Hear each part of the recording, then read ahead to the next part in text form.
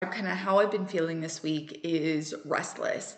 I've absolutely been feeling like I am biting at the bit to get out. I feel restless and cooped up being in a house and not having very many places to go other than the grocery store.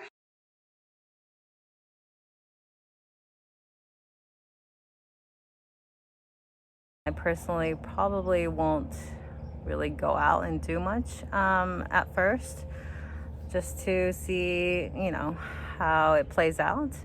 Um, but it would obviously be nice to be able to see friends and family and just be able to go out without, worrying about every little thing we do.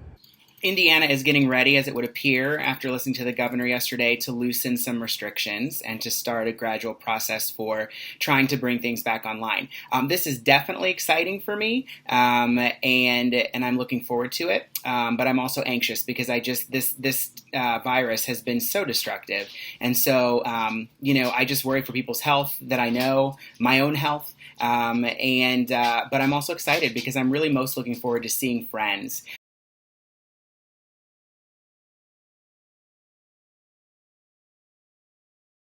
I guess the way that I saw health before was just, are you taking care of your body?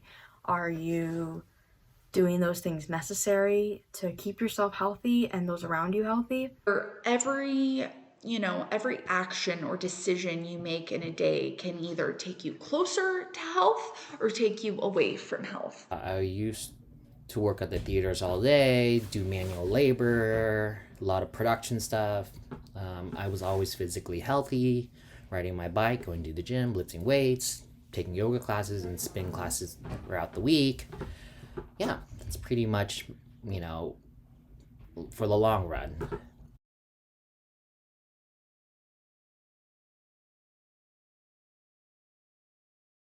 But I think now it's kind of, I've started looking into it a little bit more in the sense of maybe it's a biological thing or maybe it's like a genetic thing that some people have certain health problems or some people are affected by something a little bit more.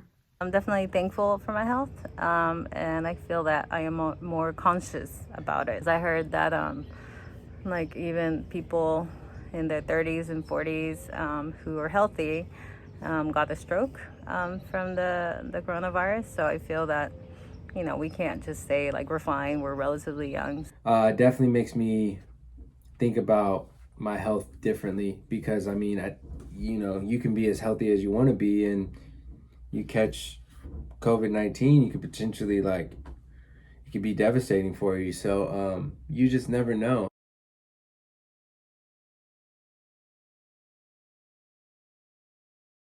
I take a tincture every morning. Morning that's considered a superfood, amazing for your immune system, very anti-inflammatory, immunoboosting, detoxifying. I'm experimenting with all the spices. They all have such amazing benefits for our bodies and our immune system. So an amazing time to experiment with different spices that we might not usually. I'm also prioritizing sleep hygiene. That's really been a really big goal for me because my sleep schedule has always been a little wacky, and I really, really want to get on a regular sleep schedule and improve my sleep hygiene so I have more energy during the day. And then I started doing yoga again a few weeks ago. And I actually did it last night, like a little bit more strenuous than before. And I feel like my body is doing okay. So maybe I might increase it a little bit because I do love doing yoga. It's good for my mind, my body. So I think I want to increase that.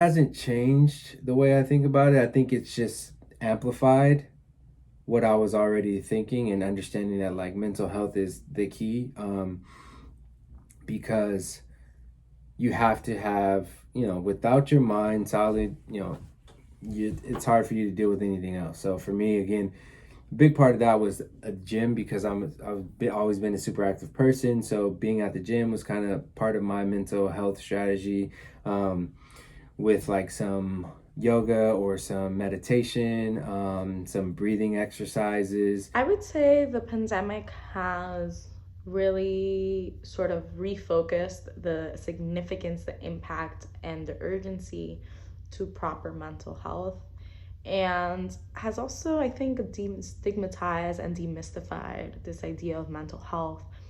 And I think a lot of people are coming to that realization that mental health, anxiety, depression, and all these things are much more common than we think.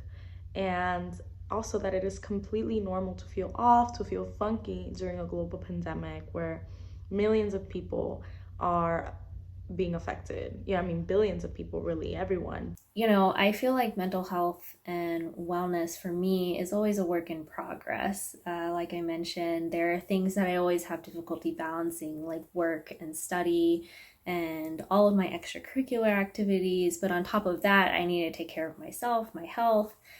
I personally set aside a little bit of time each day to reflect on my day or do some self care, like doing some face masks or just doing some deep breathing exercises. I really like the app Headspace. So sometimes I do some meditation through Headspace. So that's kind of how I keep my mental health in check.